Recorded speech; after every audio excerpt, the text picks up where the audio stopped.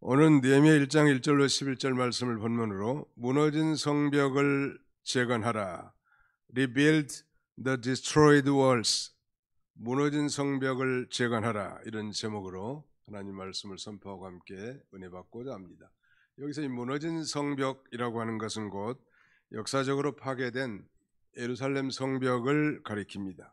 우리가 듣고 아는 바대로 유다 백성들이 하나님 앞에 범죄함으로, 즉 우상을 숭배하고 안식일을 범하고 또 하나님보다 이 세상 세력을 더 쫓아갔기 때문에 하나님께서는 그 이웃 강대국 느부갓네살, 이 바벨로니아의 느부갓네살 왕을 보내서 유다와 예루살렘 땅을 짓밟게 하고 성전은 다 불태우고 그 다음에 성전의 기명들은 다 빼앗아가고 유다의 유력한 자들이 저 바벨로니아의 포로로 잡혀가게 된 것입니다. 그 후 70년의 세월이 흘렀습니다.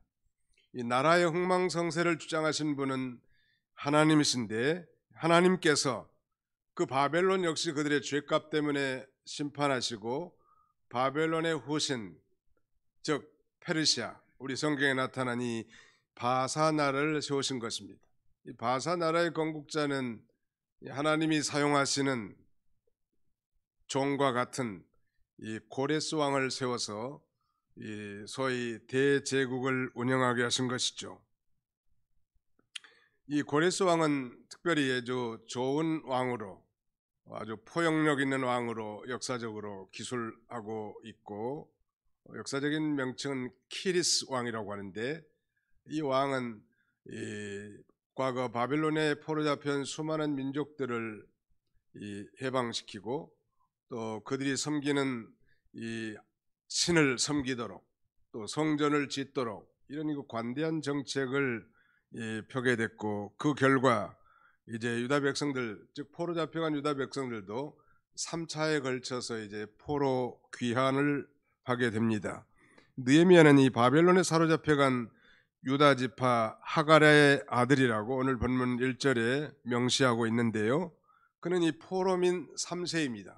그러니까 그 아버지도 아니고 그 할아버지 때 저 바벨로니아에 포로 잡혀왔고 바벨론에서 태어난 이 포로민 3세인데, 이 바사왕 아닥사스다 제20년 주전 444년 제3차 유다 백성의 포로 귀환민의 지도자로서 이제 예루살렘으로 귀환해서 예루살렘의 그 무너진 예루살렘 성곽을 건축한 그런 인물이었습니다. 그는 이 페르시아의 수산궁에서 바사왕, 즉 페르시아 왕 아닥사스다 왕의 높은 관직에 있었죠. 소위 술을 따라 올려드리는 술 맡은 관원장, 즉 술관원장의 그런 직분을 갖게 된 것입니다. 포로민의 주제에 왕의 신망을 독특하게 받은 그는 그야말로 출세의 가도를 달린 것이죠. 얼마나 신망을 얻었으면 자신의 생명과 연관된 그런 중요한 직분을 이 이방인 포로민 3세에게 맡겼겠냐는 말. 느헤미야가 이 바사의 수도 수산궁에 있을 때 이제 느헤미야의 친동생 하나니와 그와 동행한 두 사람이 이제 유다 나라에서 페르시아의 수산궁에 들린 것 같아요. 그리고 느헤미야는 그들을 통해서 예루살렘의 그 동정을 듣게 됩니다. 자, 거기 보실까요? 1절 하갈의 아들 느헤미야의 말이니라.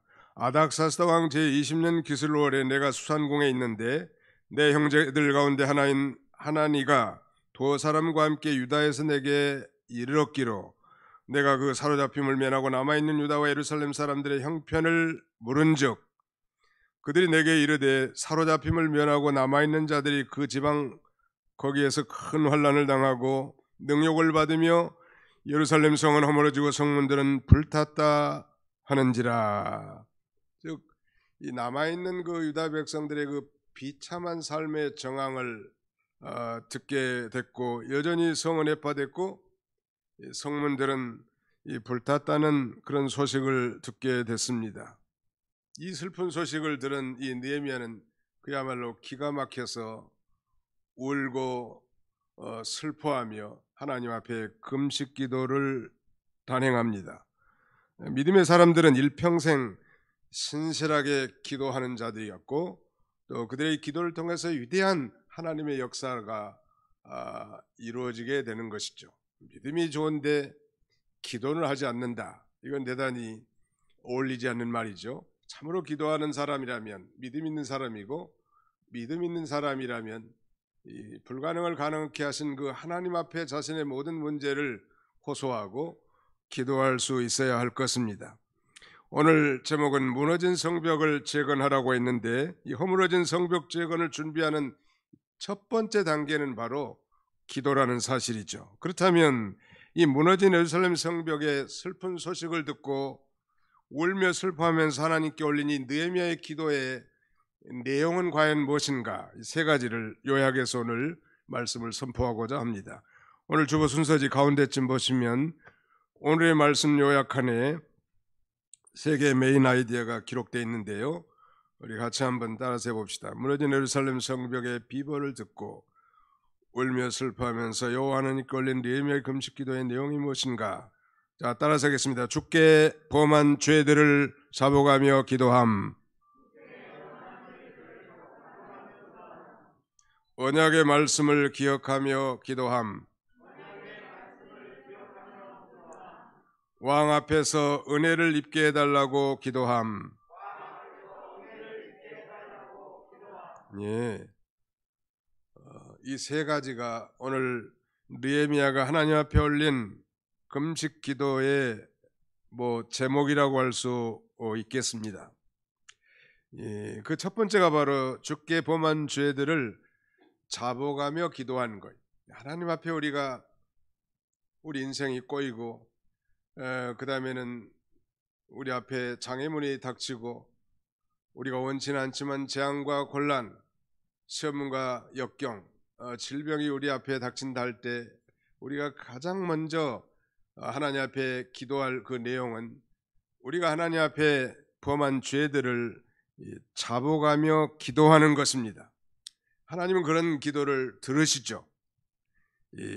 그는 울고 슬퍼하면서 금식 기도했는데 이걸 보면 그가 얼마나 하나님을 경외하고 또 하나님의 백성 예루살렘과 이스라엘을 얼마나 사랑했는지를 알 수 있는데요. 오늘날로 말하면 느헤미야가 하나님의 나라, 즉 구약시대의 교회라고 할 수 있겠죠. 구약 교회를 얼마나 사랑했는지 우리가 엿볼 수 있을 것입니다. 자복하는 것. 신약시대에 오늘 우리 모든 그리스도인들은 다 언약 백성이라고 했습니다. 예수 그리스도의 피로 맺어진 하나님의 언약 백성들이, 정말로 하나님의 언약 백성들이 정말로 이 하나님의 설령 그 징계를 받아 위기를 만난다 할지라도 먼저 죄부터 자복해야 합니다. 오늘도 자복이라고 되어 있는데 자백과 같아요. 요한일서 1장 9절에 보니까 우리가 우리 죄를 자백하면 하나님은 신실하시고 의로우사 우리 죄를 용서하시고 모든 불의에서 우리를 깨끗하게 하실 것이요 라고 말씀하고 있습니다. 또 내 이름으로 일컫는 내 백성이 그들의 악한 길에서 떠나 스스로 낮추고 스스로 겸비하여 기도하여 내 얼굴을 찾으면 내가 하늘에서 듣고 그들의 죄를 사하고 그들의 땅을 고칠지라 라고 역대하 7장 14절에도 말씀하고 있습니다. 아무튼 느헤미야는 그 예루살렘의 그 황폐함 그리고 그 무너진 성벽의 소식을 듣고 울고 슬퍼하며 금식 기도를 했다고 했는데 중요한 것은 그가 기도할 때 허공에다 대고 어떤 넋두리를 결코 한 것이 아니란, 기도의 대상이 분명하고 그 다음에는 기도의 목적이 분명하죠. 즉 예루살렘 성벽의 재건에 대한 비전을 품고 그는 하나님 앞에 간절히 기도한 것입니다. 뿐만 아니라 그가 기도하는 대상인 하나님이 어떤 분인지를 그는 정확히 알았단다. 오늘날도 내가 믿는 하나님이 어떤 하나님인지를 분명히 아는 사람은 현실의 고난과 위기 가운데서 좌절하거나 낙심하지 않고 그 하나님 앞에 기도하고 오히려 역경 가운데서도 요동하지 않고 담대하게 나갈 수 있는 것이죠. 자, 오늘 본문 그러면 그의 기도의 대상인 여호와 하나님을 어떤 하나님으로 믿고 기도했는지 5절을 우리 찾아서 같이 한번 통독하겠습니다. 5절입니다. 오늘 본문 느헤미야 1장 5절 같이 읽습니다. 시작. 이르되 하늘의 하나님 여호와 크고 두려우신 하나님이여 주를 사랑하고 주의 계명을 지키는 자에게 언약을 지키시며 긍휼을 베푸시는 주여 간구하나이다. 첫째는 하늘의 하나님 여호와를 찾으면서 기도한 것입니다. 그 다음에 두 번째는 주를 사랑하고 주의 계명을 지키는 자에게 언약을 지키시는 하나님. 세 번째는 긍휼을 베푸시는 주님으로 믿고 간구한 것입니다. 하늘의 하나님 여호와를 찾으면서 기도한 거예요. 그분은 크고 두려우신 분이라고 반복합니다. 정말 현재의 상황, 자신은 그 왕 앞에서 술을 올린 술 맡은 간원장의 신세이고 포로민 주제인데 정말 조국의 황폐한 그 예루살렘 성에 퇴락된 부분에 대한 슬픈 소식을 듣고 그야말로 자신의 힘으로는 도저히 감당할 수 없는 것을 분명히 인식하고 있었지만 그러나 그는 하늘의 하나님 여호와를 찾으면서 기도했단 말. 위로는 하늘로부터, 그 다음에는 땅의 모든 자신의 피조물을 다 다스리고 통치하시는 전능하신 하나님. 마치 기생 라합이 정말 이 소문을 듣고도 이스라엘의 하나님은 상천하지의 하나님이라고 고백하고 정탐꾼을 숨겨주는 그대의 믿음과 같이 오늘 느헤미야도 자기가 믿는 하나님, 현실은 대단한 난관이지만 자기가 믿는 하나님은 크고 두려우신 하나님, 하늘의 하나님 여호와를 찾으면서 간절히 기도한 것입니다. 그런 면에서 느헤미야에게 있어서 현 상황을 개혁하고 재건한다는 것은 도저히 불가능한 일이지만 그러나 하늘과 땅과 그 안에 모든 걸 지으시고 섭리하시는 전능하신 하나님이 함께해 주신다면 이 일도 가능하리라고 그는 생각하고 그렇게 기도한 것입니다. 뿐만 아니라 하나님께서는 범죄한 자에게는 벌을 내리시지만 회개하고 다시 말씀을 지키는 자에게는 반드시 긍휼을 베풀으실 줄도 믿었단 말. 아버지의 마음이죠. 아버지 하나님의 그 공의로우심 때문에 비록 범죄하고 징계를 받지만 진정으로 회개하고 하나님께 돌아온다면 용서해 주시고 긍휼을 베풀으신 하나님인 것을 믿고 기도한 거예요. 사실 우리가 하나님 앞에 염치 없는 자들이지만 그 부끄러움을 무릅쓰고라도 주님 앞에 나온 건 우리가 그 예수 그리스도의 보혈로 말미암은 것이요 그 피로 맺어진 하나님의 언약 백성이기 때문에 염치 없지만 당당하고 담대하게 하나님 앞에 나와 기도하고 예배할 수 있는 것입니다. 그리고 이스라엘 백성들이 하나님 말씀을 지키지 않는 죄로 말미암은 그 징계를 자신이 그 죄의 책임을 지고 기도합니다. 소위 동일시한 거예요. 여러분, 교회가 어려움을 당할 때 그 교회 문제가 곧 자신의 문제로 인식하고 기도하는 그런 자세와 같아요. 아니, 성도가 어려움을 당할 때 그 어려움을 자신의 어려움으로 동일시하고 하나님 앞에 기도하는 자가 성숙한 자라고 할 수 있을 것입니다. 충분히 그는 이스라엘의 조상 탓을 할 수 있을 것 같아요. 그 조상들이 범죄하고 포로 잡혀왔고 예루살렘이 황폐했기 때문이죠. 그리고 그는 적어도 그들이 포로 잡혀올 때는 태어나지도 않았고 그의 할아버지가 포로 잡혀와가지고 바벨론에서 태어난 포로민 3세이기 때문에 어떻게 보면 책임 전가를 충분히 할 만한 근거가 있지만 그럼에도 불구하고 그 죄가 곧 나의 죄라고 그러면서 이렇게 6절 하반절에 말합니다. 나와 내 아버지 집이 범죄하여 라고 자복하면서 자신을 거기에 포함시키고 있는 거예요. 그분들이 잘못했습니다가 아니라 나와 내 아비 집이 범죄해서 이런 징계를 당하고 예루살렘이 무너졌고 황폐하게 됐습니다. 그리고 회개와 함께 주님의 계명을 지키기로 결심하면서 기도합니다. 출애굽기 20장 6절에는 나를 사랑하고 내 계명을 지키는 자에게는 천대까지 은혜를 베푸느니라. 십계명을 주시면서 언약 백성들에게 그렇게 말씀한 거예요. 나를 사랑하고 내 계명을 지키는 자에게는 천대까지 은혜를 베푸느니라. 한번 따라합시다. 나를 사랑하고 내 계명을 지키는 자에게는 천대까지 은혜를 베푸느니라. To those who love me and keep my commandments, show mercy to thousands.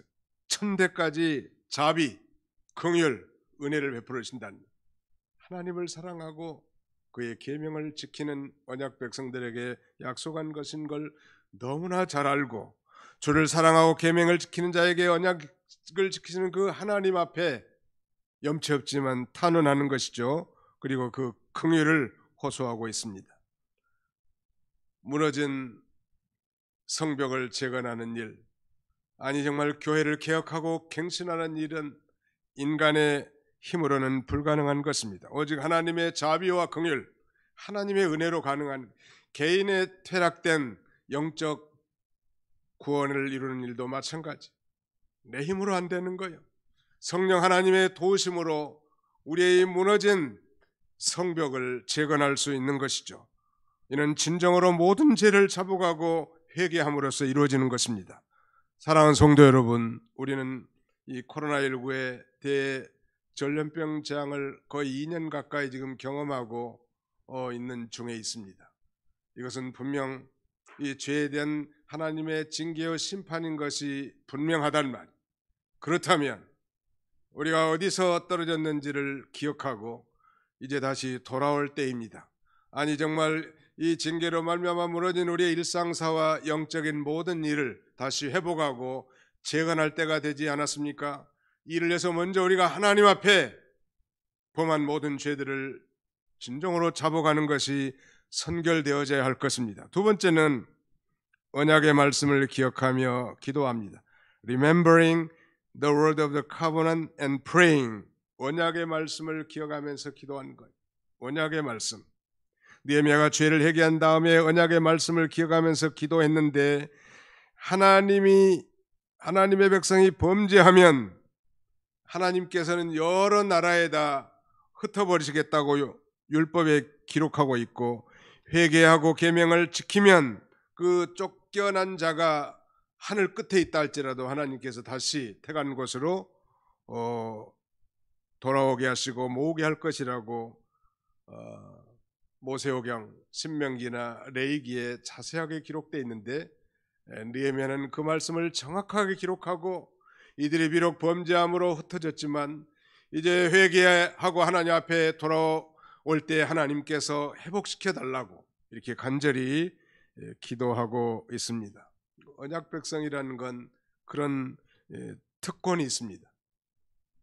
반복하고 강조합니다만 신약시대 우리 모든 그리스도인들은 우리가 인식하든 그렇지 못하든 예수 그리스도의 피로 맺어진 하나님의 언약 백성들입니다. 하나님의 언약 백성들이라는 게 그렇게 중요합니까? 그렇습니다. 우리가 하나님의 언약 백성이 되었다는 것은 하나님이 우리 아버지시고 우리는 그의 사랑스러운 아들이고 딸이라는 의미예요. 여러분, 우리 자녀들이 아무리 잘못해도 우리 부모들은 우리 자녀들을 다 용납하고 포용할 줄 아는 게 인지상정이죠. 전능하신 우리 하나님께서 비록 자기 백성들이 범죄하면 일시적 징치를 하지만은 그러나 진정으로 회개하고 여호와 하나님께 돌아오면 모든 걸 다 용서해 주시고 종이 아니라 아들로서 여전히 언약 백성을 우리를 대우해 준다는 사실을 우리는 잊지 않아야 합니다. 믿으시기 바랍니다.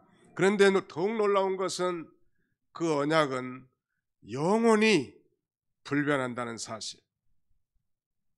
우리 찬송가 317장 주 안에 있는 나에게 마지막 절 가사에는 이렇게 노래하죠. 주 안에 있는 나에게 내 주와 맺은 언약은 영불변하리니 그 나라 가기까지는 늘 보호하시네. 우리가 천국 가는 그날까지 변하지 않는 이 언약 때문에 우리가 잘못해도 또 용납해 주시고 넘어져도 다시 이렇게 세워주시고 끝까지 저 천국까지 우리를 이 인도해 주시는 소위 궁극적 구원에 이르게 하신 하나님, 감사하십니까?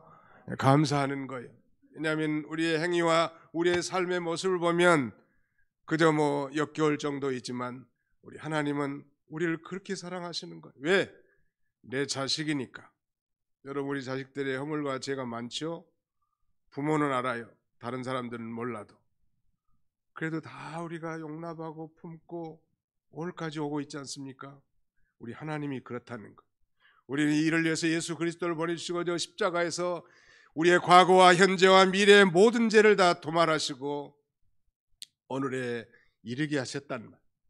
바로 그 언약의 말씀을 기억하고 이 느헤미야는 하나님 앞에 간절히 기도하는 것입니다. 마지막 하나는 이제 왕 앞에서 은혜를 입게 해달라고 기도합니다. 11절 마지막 절 같이 한번 읽어보실까요? 11절입니다. 시작. 주여 구하오니 귀를 기울이사 종의 기도와 주의 이름을 경외하기를 기뻐하는 종들의 기도를 들으시고 오늘 종이 형통하여 이 사람 앞에서 은혜를 입게 하옵소서 했나니 그때 내가 왕의 술관원이 되었느니라.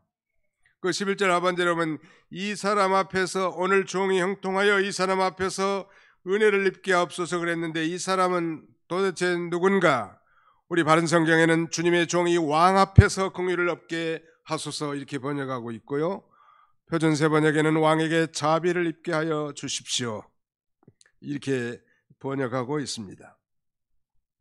바로 느헤미야는 페르시아의 수도 수산궁에서 왕에게 술을 따라 올리는 그런 그 직분에 있기 때문에 정말 자신이 마음속으로 꿈꾸는 정말 저 예루살렘 무너진 성벽을 재건하려는 그 위대한 비전을 성취하는 첫 번째 단계가 기도고 그 기도를 통해서 자신의 직접적인 상관인 아닥사스다 왕의 마음을 감동시켜서 자신을 예루살렘으로 귀환시켜 저 무너진 성벽을 건축해야 가능하단 말. 이런 황당한 일이지만 그는 하늘의 하나님, 크고 두려우신 그 하나님이 이루실 줄 알고 하나님 앞에 간절히 기도하는 거예요. 주님의 종이 이 아닥사스다 왕 앞에서 긍휼을 얻게 하소서 기도하는 거예요.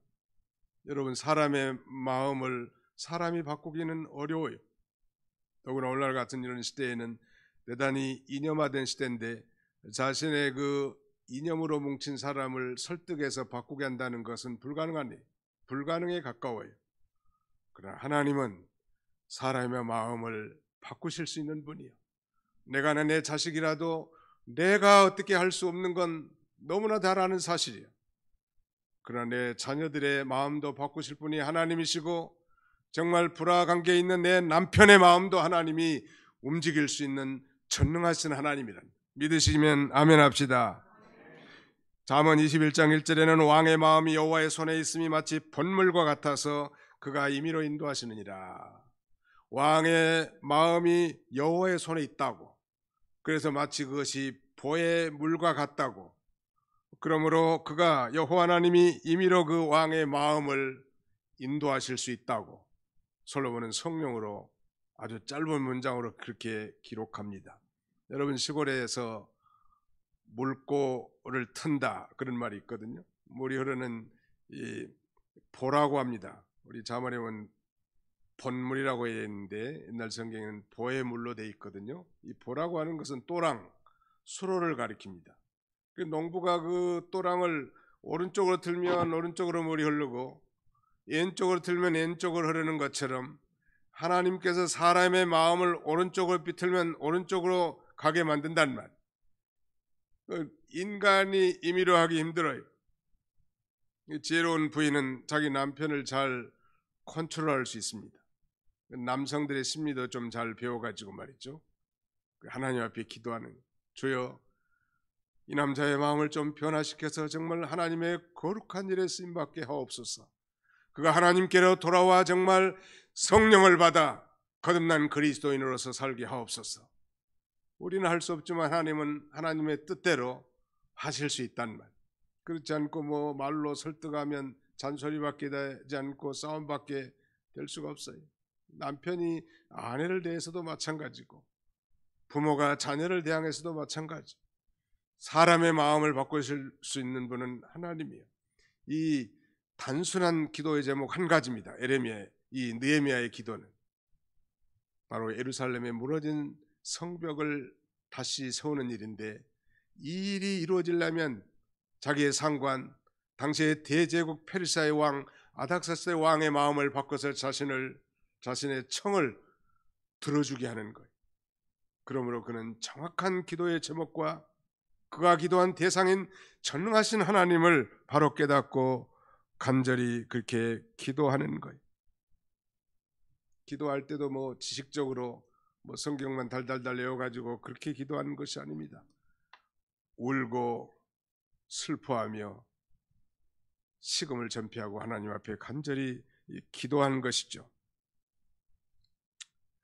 이 철로역정으로 유명한 존 버년은 이런 유명한 기도에 관한 명언을 했는데, 기도 속엔 가슴 없는 말보다는 말 없는 가슴으로 기도하는 것이 더 효과적이다. 여기서 가슴은 마음을 가리키겠죠.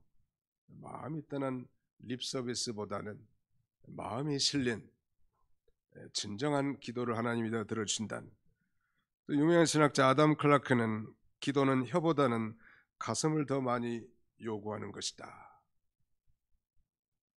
우리가 하나님 앞에 온갖 기도 제목을 다 나열하고 하나님이 응답하시기 전에 응덕이를 들고 일어서는 그런 어리석은 자가 아니라, 불과 몇 마디를 하나님 앞에 기도한다 할지라도 마음이 실린 하나님의 보좌를 움직일 만한 그런 간절한 기도가 필요할 것입니다.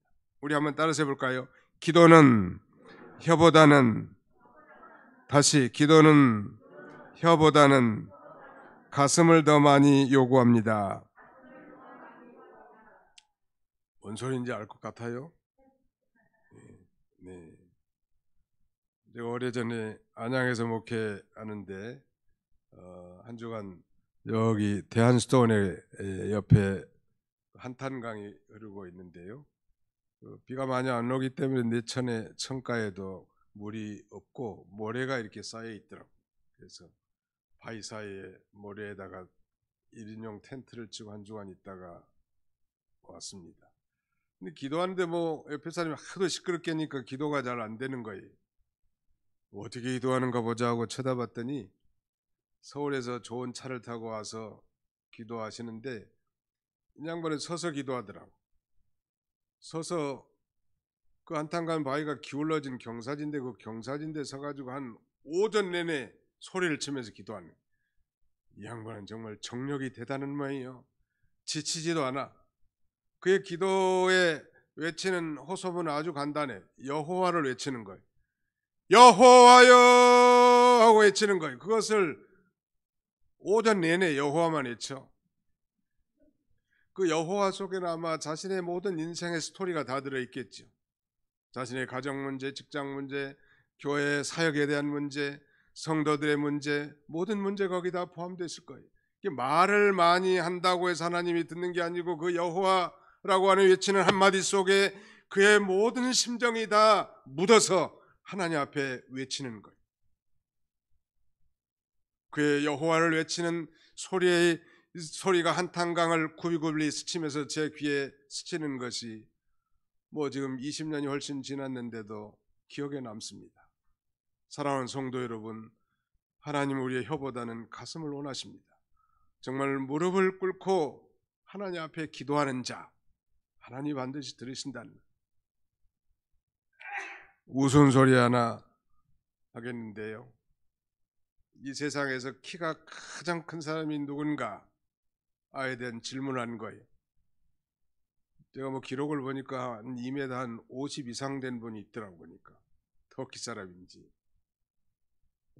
근데 그 대답은 그거예요. 이 세상에서 키가 가장 큰 사람은 무릎을 꿇고도 머리가 하늘에 닿는 사람이다. 무릎을 꿇고도 머리가 하늘에 닿는 사람.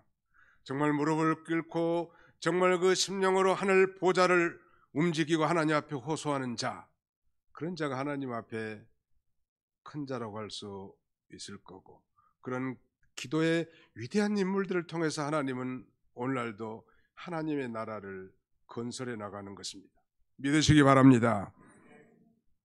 그렇게 심정적으로 하나님 앞에 기도하고 이제 왕 앞에서 은혜를 입게 해달라고 간절히 기도하는 거예요. 예루살렘 성을 중건할 사명을 깨닫고 이 위대한 일이 하나님이 함께 하심으로 형통하게 해달라는 거예요. 그는 결코 자신의 육신의 이익과 안위를 위해서 기도하지 않았습니다. 하나님의 거룩한 나라와 의를 위해서 기도하는 것이죠. 더 나아가서는 그것을 위해서 자기는 희생하고 헌신하고자 하는 결심으로 기도한 것입니다. 여러분 같으면 이런 느헤미야의 기도에 응답해 주시겠습니까? 오늘 본문 느헤미야 2장 8절은 이렇게 말씀합니다. 또 왕의 삼림감독 아삽에게 조서를 내리사 그가 성전에 속한 영문의 문과 성곽과 내가 들어갈 집을 위하여 들보릇을 제목을 내게 주게 하옵소서 하며 내 하나님의 선한 손이 나를 도우심으로 왕이 허락하고. 사실 그 슬픈 소식, 예루살렘의 황폐한 소식과 남은 자들의 그 고통스러운 환경에 대한 비보를 들은 다음에는 정말 이 느헤미야가 마음이 편할 수가 없었겠죠. 그래서 그것이 얼굴에 나타나고 수심이 가득한 그의 얼굴을 아닥사다 왕이 눈치를 채고 이제 내가 무엇을 해주기를 원하느냐고 그렇게 묻습니다. 이것이 바로 기도의 응답이죠. 사실 그가 기도를 시작한 것은 이 아닥사스다 왕 제20년 기슬롤이라고 했는데 우리 양력으로 말하면 11월에서 12월을 기슬롤이라고 합니다. 이 기도의 응답은 100일이 지난 니산월, 그러니까 3월과 4월이니까 약 100일 이상 기도가 지속되었습니다. 사실 그의 기도가 응답되리라고는 정말 상상하지도 못했고 그동안에도 아무런 역사가 일어나지 않을 것처럼 보였지만 그러나 하나님의 때가 되니까 이런 놀라운 축복의 응답이 온 것입니다. 결국 그는 아닥사스다의 왕의 은혜를 입어 예루살렘으로 귀환했고 예루살렘 성에 무너진 성벽을 재건하는 지도자로서 하나님의 일에 위대하게 쓰임을 받게 됩니다. 그는 어려운 환경 가운데서도 자신의 비전이 무엇인지 정확히 깨닫고 이 위대한 비전을 품은 비전어리로서 하나님 앞에 기도함으로 난국을 타개한 정말 우리의 신앙의 모본이 될 수 있고 그것은 하나님의 은혜로 성취되었다는 것. 아니 그대의 기도의 면모를 우리가 살펴본 것처럼 그는 먼저 자신이 그 죄의 책임을 지고 나의 아버지 집이 범죄했다고 죄를 자각하고 하나님 앞에 진정으로 자복할 뿐만 아니라 하나님의 그 언약의 말씀에 이 의지해서 그 언약의 말씀을 기억하고 하나님 앞에 간절히 기도하고 그 은혜를 입어서 이 놀라운 역사가 이루어진 것이죠. 사랑하는 성도 여러분, 오늘 우리는 이 설교 하두에서 말씀드린 것처럼 코로나 전염병의 재앙에 말하자면 긴 재앙 가운데 이렇게 살고 있습니다. 언제 완벽하게 종식될지는 아무도 예측할 수 없는 일이에요. 아마 이제 다음 달부터는 좀 위드 코로나를 실시한다고 하니까 기대하고 있습니다. 이런 그 위기를 결코 우연으로 돌려보내지 않고 이 모든 책임을 바로 우리가 지는 것, 그리고 우리가 진정으로 하나님 앞에 회개하는 것이죠. 그리고 우리도 동일하게 회개하고 그 언약의 말씀을 기억하면서 하나님 앞에 하나님이 은혜를 힘입어서 다시 이 무너진 신앙생활, 우리의 무너진 일상사가 다시 회복될 수 있도록 간절히 기도한다면 우리 하나님이 얼마나 기뻐하시겠는가. 영적으로 말한다면 정말 예루살렘 성은 교회와 같다고도 할 수 있고 하나님의 나라를 예표한다고 할 수 있겠는데 이 하나님 나라의 그 퇴락된 부분을 보고 가슴 아파하며 하나님 앞에 그 거룩한 비전을 품고 하나님 앞에 기도한다면 하나님이 하늘에서 들으시고 하나님의 때에 반드시 회복되고 재건되도록 축복하실 줄 믿습니다. 이런 거룩한 소원을 품는 복된 시간이 다 되시기를 주님의 이름으로 축원합니다. 기도하겠습니다. 거룩하신 우리 아버지 하나님께서 오늘도 사랑하는 성도들을 불러 모으시고 하나님 앞에 이 날을 기억하여 예배할 수 있도록 은혜 주심을 진심으로 감사하고 감사를 드립니다. 코로나19의 전염병의 긴 재앙 가운데서도 하나님이 저희를 지키시고 보호하시며 보이지 않는 주님의 메시지를 음성을 듣고 깨닫도록 인도하시는 주님, 오늘 느헤미야가 예루살렘 성에 무너진 그 성벽을 소식을 듣고 그 슬픈 소식을 듣고 울고 슬퍼하며 기도했던 것처럼 우리도 아버지 하나님, 우리 개인의 무너져버린 모든 신앙생활, 예배생활, 기도생활, 전도생활, 봉사생활, 모든 이 경건생활에 퇴락된 부분을 발견하고 다시 재건하게 도와주시고, 아니 우리 교회가 어려움 부응하지 못하고, 아니 우리 교회가 정말 어려움이 닥친 부분이 무엇인지를 우리가 나의 문제로 깨닫고 직시하며 회개하며 하나님 앞에 간구할 줄 아는 성숙한 주의 백성들이 다 되도록 우리 하나님 아버지 은혜 나눠 주시기를 간절히 바라옵고 원합니다. 자, 아비로신 우리 아버지, 우리는 예수 그리스도의 피로 맺어진 하나님의 언약 백성들이라 하였사오니 진정으로 회개하고 하나님 앞에 돌아와 그 계명을 순종한다면 자녀손 천대까지 복을 줄 줄 확신하고 당당하게 하나님의 자녀로 살아갈 수 있는 우리 모두가 되도록 하나님이여 축복해 주시옵소서. 예수님의 이름으로 기도하옵나이다. 아멘.